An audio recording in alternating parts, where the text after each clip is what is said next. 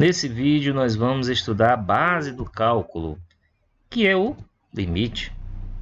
E no limite nós vamos ver a sua definição, essa definição que tanto assusta os alunos de cálculo 1, por delta e epsilon. Mas não saia daqui, nem se assuste, pois eu tenho certeza que ao final você vai entender de vez como tudo isso funciona. Nós vamos ver tudo de forma gráfica, analisando, por exemplo, uma função racional e uma função quadrática. Vamos começar por uma função linear, a função f de x igual a 2x menos 5. Essa função representa graficamente uma reta que corta o eixo y no ponto menos 5, que é o seu coeficiente linear, e ela é crescente, já que o coeficiente angular é positivo e é aquele 2 que está multiplicando o x lá na equação. Nessa reta, nós temos infinitos pontos, em particular, nós temos o ponto 4, 3, em suas coordenadas. Temos ainda o ponto de coordenada 1, menos 3. Além de outros infinitos pontos, nós temos o menos 1, menos 7. E esse ponto em particular nós vamos analisar com mais atenção. Então, agora vamos tomar uma outra função, g de x. É baseada nessa função f de x que acabamos de ver, onde nós temos 2x menos 5 multiplicado e dividido por x mais 1. Essa é uma função racional, já que ela está representada como uma razão, como uma fração. O que ficou diferente ao multiplicar e dividir por x mais 1 não foi totalmente o gráfico, mas simplesmente que nós tiramos o x igual a menos 1 do domínio dessa função, e o ponto menos 1, menos 7 não mais faz parte da nossa reta. Lembre-se, f de x e g de x são funções diferentes que têm os gráficos parecidos, com exceção daquele ponto menos 1, menos 7, que nesse caso aí na função g de x ela não faz parte da reta, tem um buraco nessa reta, tá? F de x é uma função afim e g de x é uma função racional. Agora nós vamos no numerador efetuar o produto notável, multiplicar aquele 2x menos 5 por x mais 1 e transformar a expressão fatorada num trinômio 2x ao quadrado menos 3x menos 5. Ok? Então, para dar mais uma incrementada, nós vamos agora tomar uma outra função, que eu vou chamar de h de x, que ela também é baseada na função anterior, g de x, mas agora como imagem para o x igual a menos 1, totalmente aleatória. Vamos fazer h de menos 1 igual a 2. Perceba que o gráfico ficou diferente de h de x apenas no ponto x igual a menos 1, que ganhou uma imagem. Agora, vamos montar uma tabela para entender melhor o que ocorre em pontos da reta próximo de x igual a menos 1. Exemplo, para x igual a menos 0,9, nós vamos ter h de x igual a menos 6,9. Para x igual a 0,99, o h de x vai ser menos 6,99. Para x igual a 0,999 negativo, h de x será menos 6,999. Note que x se aproxima de menos 1 pela esquerda, ou seja, por valores menores que menos 1. E h de x, nesse caso, vai tender, então, para menos 7. Bom, do outro lado da tabela, nós vamos para fazer x igual a menos 1,1. O h de x, nesse caso, será igual a menos 7,1. Agora, tomando outro valor para x, mais próximo de menos 1, nós vamos ter x igual a menos 1,01. O h de x será menos 7,01. E agora x igual a menos 1,001 nos dará para h de x menos 7,001. Ou seja, toda vez que x se aproxima cada vez de menos 1 agora pela direita quero dizer, por valores maiores que menos 1, o h de x vai se aproximar de menos 7. O que dá a entender é que o x, quando for igual a menos 1, o h de x seria... mas não é. O h de menos 1 é igual a 2. Totalmente diverso daquilo que se esperava. Bom, mantenha essa função aí. E, por fim, nós vamos tomar uma outra função, y de x, Dessa vez totalmente diferente das anteriores, mas para mostrar que às vezes, ao se aproximar de um certo valor, nesse caso x igual a zero, pela direita e pela esquerda, o resultado pode ser bem diferente. A direita de zero tende a 3, e a esquerda de zero, mas dele se aproximando, nós vamos tender para zero. Vimos algumas funções e analisamos valores próximos de determinados valores de x com situações distintas do comportamento no próprio x, que pode, às vezes, tornar valores que não atendem à curvatura do gráfico. Há esse conceito de estudar as proximidades de um valor à direita e à esquerda, mas não necessariamente no próprio valor, é que denominamos de limite. Tá, agora, voltando àquela função g de x e a tabela que nós apresentamos, você pode perguntar, tá, mas qual seria o valor próximo que a gente deve tomar? A verdade é que não tem um valor numérico específico, correto? E assim, nós podemos dizer que x se aproxima a uma letra grega chamada delta, e h de x se aproxima a outra letra grega que nós vamos chamar de epsilon. Agora vamos olhar o gráfico mais de perto e tomemos um corredor baseado no epsilon e delta. Só lembrando que a largura do delta depende da largura que foi escolhida para epsilon. Esse epsilon é o parâmetro que vai ser primeiramente escolhido. Tá? Imagine que ao escolher o epsilon, você tome um corredor de largura delta, onde uma formiga parte do eixo x na vertical, toca o gráfico da função e sai pela largura epsilon do corredor em y. Essa formiguinha representa um ponto x, que está à distância de a menor do que aquele intervalo delta, representado agora por módulo de x menos a maior que zero, mas é menor que delta. Tá? E sua respectiva imagem está a uma distância f de x menor do que epsilon. Bom, traduzindo isso em linguagem matemática, o módulo de g de x menos L é menor que epsilon, onde L é a imagem do A, daquele pontinho A lá em cima. Tudo bem então? Ok, então agora você estipula uma largura em Y próxima o suficiente de L e chama isso de epsilon.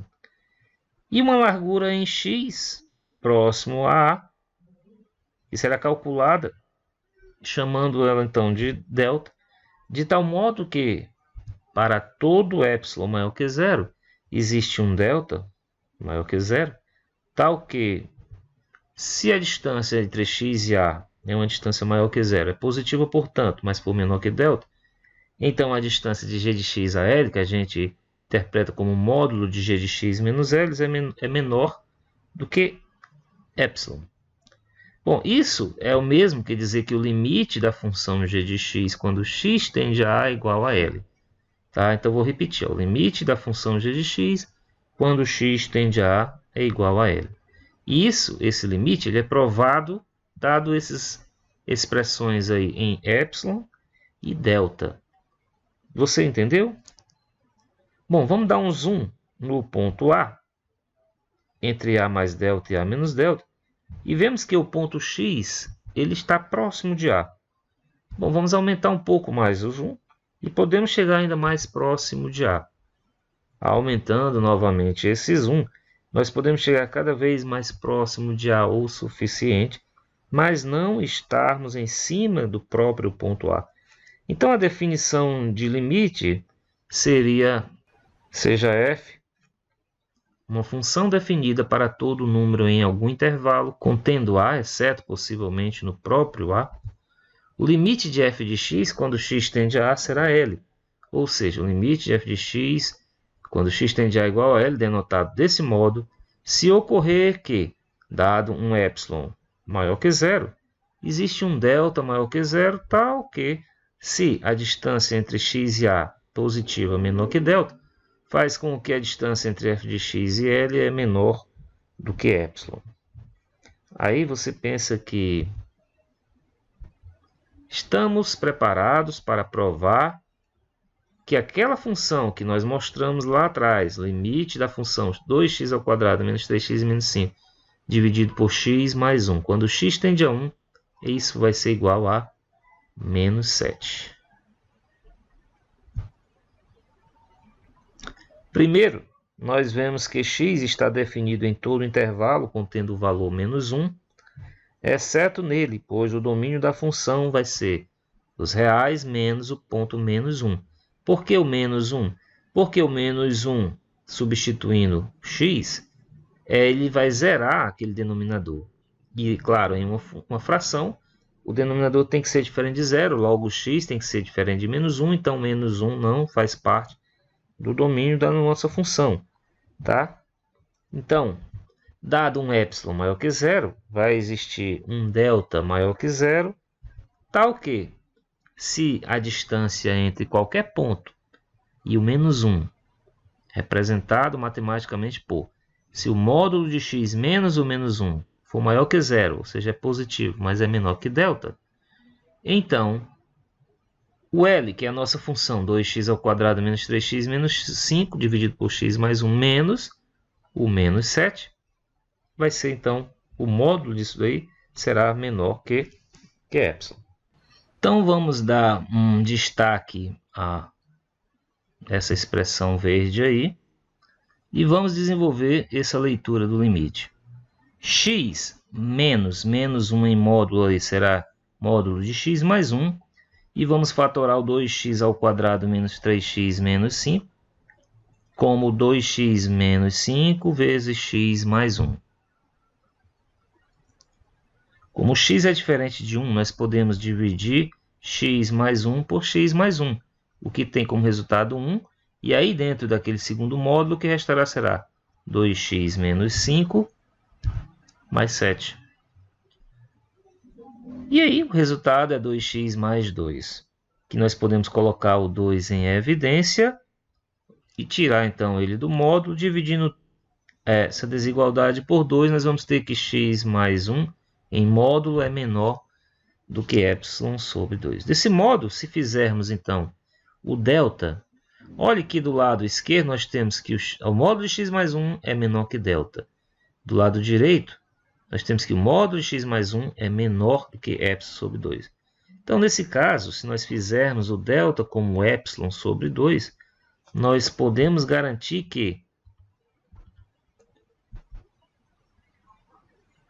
estipulado um ε, nós teremos um delta capaz de todo ponto próximo de A tem imagem próxima do nosso L. No caso ali, o A, que seria todo ponto próximo de menos 1, teria uma imagem próximo de menos 7. Bom, e agora, se quiser anotar todos os passos para encontrar o delta adequado, esse é o momento. Note que como o gráfico da função racional é equivalente ao próprio gráfico da função f de x igual a 2x menos 5, e essa função indica, para seu coeficiente angular 2, que ao se movimentar uma unidade para a direita, se movimentam 2 unidades para cima.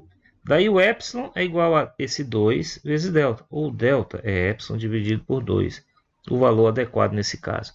Resumindo a ópera, no gráfico de uma reta, que é uma função afim ou função linear, nós teremos que delta é igual a ε, que vai ser dividido pelo coeficiente angular da função linear que representa essa reta. Agora, nós vamos ver como provar o limite da função quadrática x ao quadrado, quando x se aproxima de 3, e assim nós veremos que é realmente 9. Bom, eu sei que basta substituir, no caso aí, o x por 3, na função 3 ao quadrado é igual a 9, mas o que a gente quer provar é por limite. Então, esse é o gráfico que nós queremos analisar, que para todo ε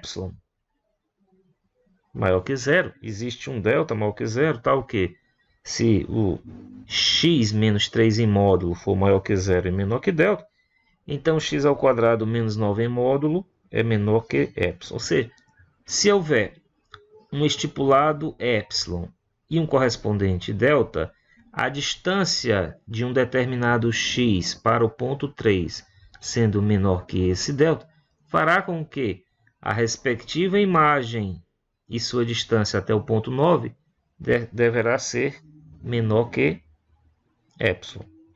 Tá? Estipulando um epsilon ali, você vai ter um delta adequado. Entendido?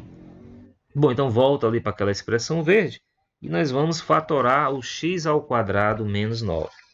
Ali era a diferença de dois quadrados, o que resulta no produto da soma pela diferença de x menos 3 por x mais 3. E esse módulo de x mais 3 é que nós vamos trabalhar para substituí-lo por um valor numérico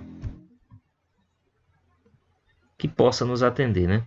Daí, nós podemos fazer esse módulo de x menos 3 menor do que epsilon sobre um determinado valor que vamos encontrar, ou seja, é mesmo que multiplicar o epsilon por 1 sobre essa interrogação.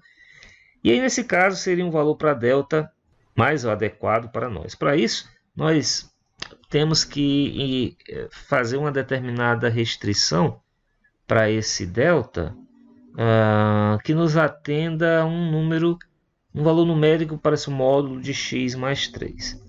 Certo? Então, nós vamos pensar nesse delta como sendo menor. Vamos fazer uma restrição dele. Vamos dizer que ele é um número menor ou igual a 1. Ou seja, nós teremos que o módulo de x menos 3 é menor que 1. E, tirando o módulo, x menos 3 vai estar entre 1 e menos 1. E agora, somando 6 unidades a todos os membros da equação, nós teremos que x mais 3 é maior que 5 e é menor que 7. Ou seja, o módulo de x mais 3 é menor que 7. Daí, o módulo de x menos 3 está entre 0 e delta, e o módulo de x mais 3 é menor que 7. Vamos multiplicar esses fatores, e assim nós teremos que o módulo de x menos 3 vezes o módulo de x mais 3 é menor do que 7 vezes delta. Volta ao início com essa nova expressão, e nós percebemos que uma escolha para 7 vezes delta é ser menor ou igual a epsilon. Pois 7 vezes delta igual a epsilon atende o que nós queremos, mas valores menores, ainda que epsilon, também nos deixam dentro daquele corredor verde, que é estar próximo de 3 o suficiente. Logo, dividindo por 7, teremos que o delta é menor ou igual do que epsilon dividido por 7. Outra restrição de delta que nós encontramos. Lembra que antes nós fizemos o delta menor ou igual a 1? A solução que nós temos para delta é tomar o valor mínimo entre 1 e epsilon dividido por 7 para todo epsilon positivo. Bom, e isso prova então que o limite de x ao quadrado quando x tende a 3 é igual a 9. Bom, espero que você tenha entendido o conceito de limite pela definição de epsilon e delta. Nós temos que, dado estipulado um valor em epsilon, encontrar um delta adequado, tal que todo número que esteja próximo daquele a, que é o valor em x, vai nesse corredor sair próximo do L, aquele valorzinho que está dentro do nosso delta, lá, nosso epsilon, melhor falando. Tá? Bom, eu espero que você tenha gostado do vídeo, dê um like, se inscreva se não for inscrito, compartilhe, manda para um colega teu que está estudando cálculo, que quer aprender um pouco mais sobre limite. Acompanhe todos os nossos vídeos, nos ajude, comente, isso ajuda bastante, tá? E eu aguardo você nos próximos vídeos. Um abraço e até lá!